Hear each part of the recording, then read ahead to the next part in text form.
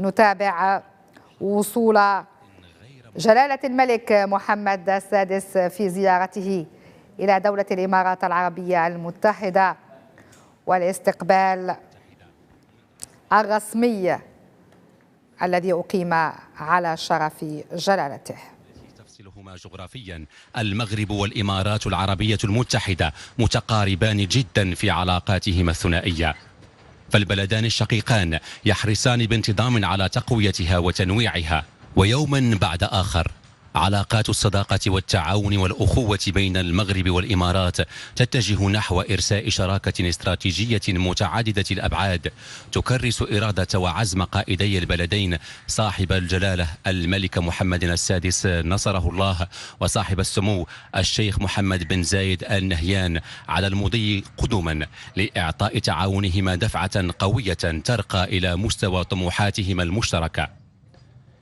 استقبال كبير تخص به دولة الإمارات العربية المتحدة جلالة الملك محمد السادس نصره الله يعكس مدى الحب والتقدير الكبيرين الذي تكنه القيادة الإماراتية لصاحب الجلالة الملك محمد السادس حفظه الله، ويعكس العلاقة المتينة التي تجمع أبو ظبي بالرباط.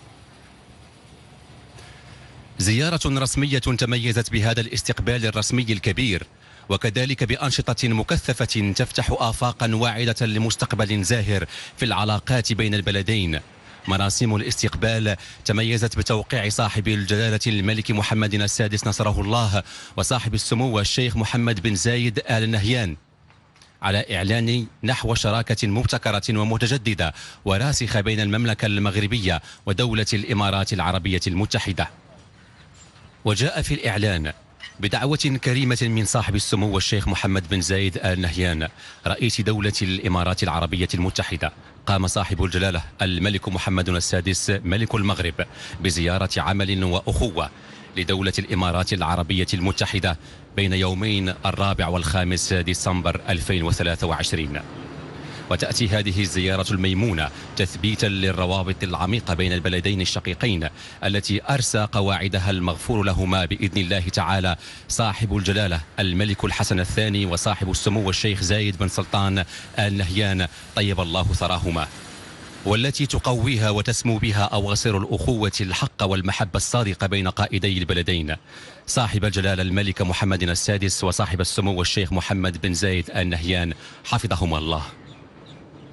خلال مباحثاتهما الثنائية التي طبعتها ثقة تامة وانسجام كامل في الرؤى حول فرص وإمكانات التكامل والتعاون العملي بين البلدين في إطار تعاضد وتكاتف متبادل، جدد القائدان عزمهما الأكيد والملح على الارتقاء بالعلاقات بين البلدين والتعاون المشترك إلى آفاق أوسع عبر شراكات اقتصادية فاعلة تخدم المصالح العليا المشتركة وتعود بالتنمية والرفاه على الشعبين الشقيقين. وقد أكدوا على طموح البلدين الشقيقين لإقامة شراكات اقتصادية استراتيجية مشتركة رائدة على المستوى الأسواق الإقليمية والدولية لا سيما مع الفضاء الإفريقي. وبناء على رصيد العلاقات الثنائية ونجاح تجربة الاستثمارات الإماراتية في المغرب ودعما لبرنامج التنمية الاقتصادية والاجتماعية لسنوات 2024-2029 ومواكبة لتطور البنية التشريعية والتنظيمية التي تضمن فرصا استثمارية واعدة ومناخ أعمال جاذب، قرر قائدا البلدين حفظهما الله النية على أساس التوافقات المدونة في هذا الإعلان العمل على إقامة شراكة مبتكرة ومتجددة وراسخة بين المملكة المغربية ودولة الإمارات العربية المتحدة. أولا، الأهداف والمبادئ. تهدف الشراكة إلى ما يلي: العمل على ترجمة التكامل بين البلدين إلى تعاضد نوعي واستثمار مستدام للرقي بعلاقاتهما الثنائية الاقتصادية والتجارية والاستثمارية والصناعية إلى مستوى روابطهما السياسية والشعبية العميقة، وذلك خدمة لأهداف التنمية والرفاه المشتركة. إرساء نموذج تعاون اقتصادي واستثماري شامل ومتوازن منفتح على القطاع الخاص ويعود بالفائدة والتنمية على الجميع. تفعيل تعاون عملي وملموس عبر مشاريع مهيكلة تستجيب لمصالح الطرفين، خاصة في القطاعات السوسيو اقتصادية ومجالات البنيات التحتية والنقل والماء الموجه للشرب وتنمية القطاع الفلاحي والطاقة والسياحة والمشاريع العقارية وفي مجالات التكوين والتشغيل. ثانيا، يرتكز الطرفان في تعاونهما على المبادئ التالية: إعطاء دفعة قوية ومتجددة للشراكة والتنمية الاقتصادية والاستثمارية للبلدين طبقا لتشريعاتهما السارية المفعول وكذا التزاماتهما وتعهداتهما الدولية. استحضار المصالح العليا والاهتمامات المشتركة للطرفين وتثمين الثقة المتبادلة لتحقيق تعاون ملموس يخدم التنمية والمصالح المتبادلة طبقا لمبدأ الربح المشترك. تفعيل نماذج تعاون عملية ومبتكرة وفقا للتفاهم المشترك لدعم وتنفيذ المشاريع النوعية وتوفير الدعم المالي لها من خلال تعبئة التمويلات والشراكات بين القطاع العام والخاص ورؤوس الأموال الاستثمارية.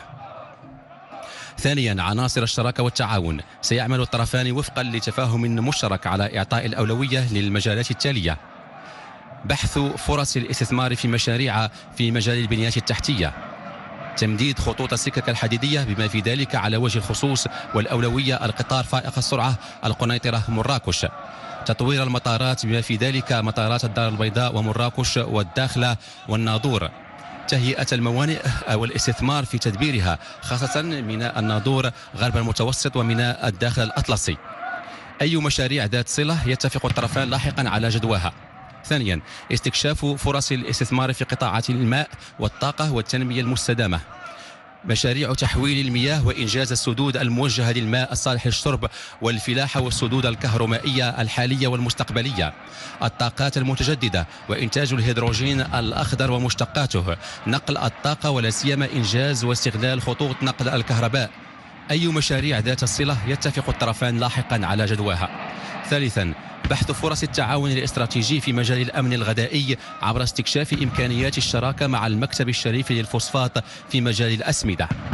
رابعا، بحث تطوير مشاريع مشتركة في المجالات السياحية والعقارية لا سيما على ساحل البحر الأبيض المتوسط وفي جهتي الداخلة وطرفايا. خامسا، بحث التعاون الإنمائي وإمكانيات إنجاز مشاريع السوسيو اقتصادية. فرص المساهمة في إعادة إعمار وتهيئة المناطق المتضررة من زلزال الحوز، استكشاف إنجاز وتمويل مشاريع في مجال إنشاء المؤسسات التعليمية والجامعية والصحية، دراسة إنجاز وتمويل مشاريع في مجال الاتصالات والاقتصاد الرقمي، بحث مشاريع أخرى ذات بعد اقتصادي والتعاون في إطار شراكة بين القطاعين العام والخاص. سادسا، استطلاع إمكانيات التعاون في مجال الصناعة والفلاحة والصناعات الغذائية وتشجيع مساهمة هذه القطاعات في الرقي بالعلاقات الاقتصادية والتجارية. سابعا، دراسة فرص وإمكانيات التعاون في المجال المالي وأسواق الرساميل. ثامنا، بحث التعاون واستكشاف الآفاق في الشراكة بين الصناديق السيادية والاستثمارية لكلا البلدين. تاسعا، دراسة إمكانيات التعاون في مجال الشراكة الاقتصادية وتطوير البنيات التحتية والطاقية مع الدول الإفريقية وفقا للنظم القانونية والتشريعية لا سيما فيما يخص مشروع أنبوب الغاز الإفريقي الأطلسي، تهيئة وتطوير المشروع المندمج للداخلة داخل جتواي أفريقيا، إحداث وتدبير أسطول بحري تجاري. عاشرا، أي مشاريع ذات صلة يتفق الطرفان لاحقا على جدواها. ثالثا، مذكرات تفاهم. سيعمل الطرفان عبر المؤسسات المعنية على دراسة المشاريع الاستراتيجية في هذا الإعلان، وستكون المشاريع المشار إليها أعلاه وغيرها موضوع مذكرات تفاهم خاصة بتفاهم مشترك يحقق رغبات وأهداف الطرفين، وتحدد مواصفات المشروع وأشكال تمويله والحيز الزمني اللازم لتنفيذه وكذا التزامات كافة الأطراف المساهمة فيه. وسيتم دراسة وإبرام هذه المذكرات في أجل لا يتعدى 3 أشهر من تاريخ هذا الإعلان. رابعا، تمويل الاستثمارات المنصوص عليها في الإعلان. سيعمل الطرفان على الاتفاق المشترك حول طرق تمويلات المشاريع وفقا لتصورات محددة بين الطرفين بمعية شركائهم المحتملين عند الاقتضاء. ويتفق الطرفان على أن هذه التمويلات الاستثمارية ستكون مزيجا بين رؤوس الأموال، قروض تسهيلية، قروض تجارية تنافسية، أدوات تمويل مبتكرة، هبات. خامسا، آليات التنفيذ والمتابعة. يحدث الطرفان عبر مذكرة تفاهم خاصة آلية للتنفيذ وتتبع المشاريع التي ستتم برمجتها وفقا لمقتضيات هذا الإعلان. تتكون هذه الآلية من ممثلين عن الطرفين ويتم تحديد تشكيلتها من قبلهما حسب الحاجة. تجتمع هذه الآلية في تشكيلة متفق عليها بين الطرفين بصفة منتظمة بالتناوب في المغرب والإمارات العربية المتحدة، وترفع تقاريرها للجهات ذات الاختصاص. إعلان تاريخي في حجم هذه اللحظة التاريخية التي تؤسس لها الزيارة الملكية لدولة الإمارات العربية المتحدة، وتحظى باهتمام كبير من قبل مختلف الأوساط السياسية والاقتصادية الثنائية والعربية والدولية. إعلان يؤسس لشراكة مبتكرة ومتجددة وراسخة بين البلدين. لحظات قوية وذات دلالة تشكل عنوانا للترابط بين البلدين، ترسخ عبر التاريخ وأفرز تعاونا مثمرا امتد ليشمل جميع المجالات.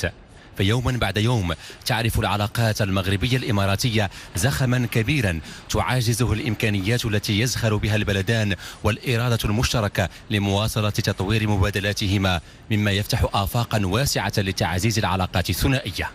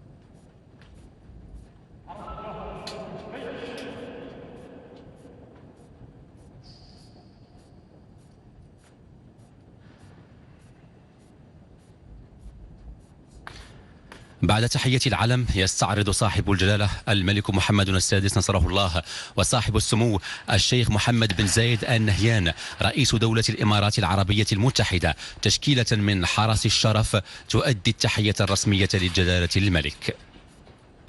وتؤكد الزيارة الرسمية التي يقوم بها صاحب الجلالة الملك محمد السادس نصره الله للإمارات العربية المتحدة بدعوة من أخيه صاحب السمو الشيخ محمد بن زايد آل نهيان رئيس دولة الإمارات العربية المتحدة تؤكد متانة العلاقات بين البلدين وتعطي نفسا متجددا في التعاون مع الإسهام في تعزيز العلاقات العريقة القائمة بين المغرب ودولة الإمارات العربية المتحدة بشكل خاص وبلدان مجلس التعاون الخليجي بشكل عام.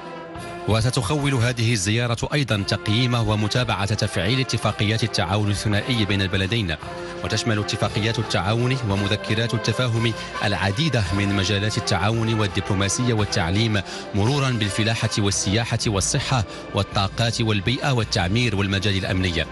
ولا تعد الشراكة المغربية الإماراتية التي نسجت على مدى عقود فقط ثمرة للعلاقات السياسية الممتازة بين البلدين، وإنما أيضا لنجاح مسلسل يجد فيه كل من أصحاب القرار والفاعلين والخواص وفاعلي المجتمع المدني إطارا لتقوية الشراكة والتعاون. وبعد أخذ صورة تذكارية يتقدم للسلام على جلالة الملك سمو الشيخ منصور بن زايد آل نهيان نائب رئيس دولة الإمارات العربية المتحدة نائب رئيس مجلس الوزراء رئيس ديوان الرئاسة، وسمو الشيخ خالد بن محمد بن زايد آل نهيان ولي عهد أبو ظبي، وسمو الشيخ هزاع بن زايد آل نهيان نائب حاكم أبو ظبي، وسمو الشيخ نهيان بن زايد آل نهيان رئيس مجلس أمناء مؤسسة زايد بن سلطان آل نهيان للأعمال الخيرية والإنسانية، والفريق سمو الشيخ سيف بن زايد آل نهيان نائب رئيس مجلس الوزراء ووزير الداخلية، وسمو الشيخ حامد بن زايد آل نهيان العضو المنتدب لجهاز أبو ظبي للاستثمار، وسمو الشيخ عبد الله بن زايد آل نهيان وزير الخارجية، وسمو الشيخ ذياب بن محمد بن زايد آل نهيان رئيس مكتب الشؤون التنموية وأسر الشهداء، وعدد من المسؤولين الإماراتيين.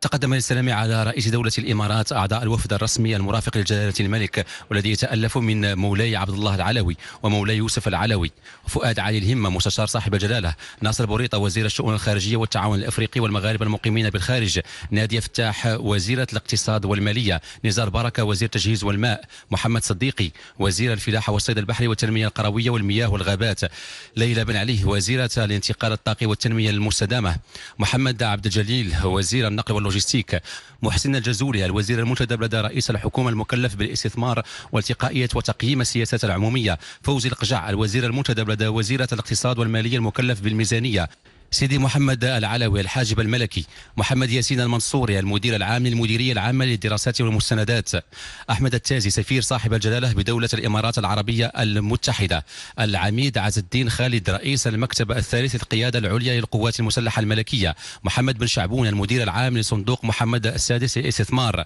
عبد اللطيف زغنون المدير العام للوكالة الوطنية للتدبير الاستراتيجي لمساهمات الدولة وتتبع نجاعة أداء المؤسسات والمقاولات العمومية، عبد الحميد عدو الرئيس المدير العام لشركة الخطوط الملكية المغربية، أمينة بن خضرة المدير العام للمكتب الوطني للهيدروكربورات والمعادن، مصطفى التراب الرئيس المدير العام للمكتب الشريف للفوسفات، عبد الرحيم الحافظي المدير العام للمكتب الوطني للكهرباء والماء الصالح للشرب، محمد ربيع الخليع المدير العام للمكتب الوطني للسكك الحديدية، فيصل العريشي الرئيس المدير العام للشركة الوطنية للإذاعة والتلفزة وشركة سوريات دوزام، كريم بوزيدة مكلف بمهمة بالديوان الملكي، الحسن العسري مدير الشؤون القانونية بوزارة الشؤون الخارجية والتعاون الافريقي والمغاربه المقيمين بالخارج، عبد الواحد الكرومي مدير التمويلات بصندوق الحسن الثاني للتنميه الاقتصاديه والاجتماعيه.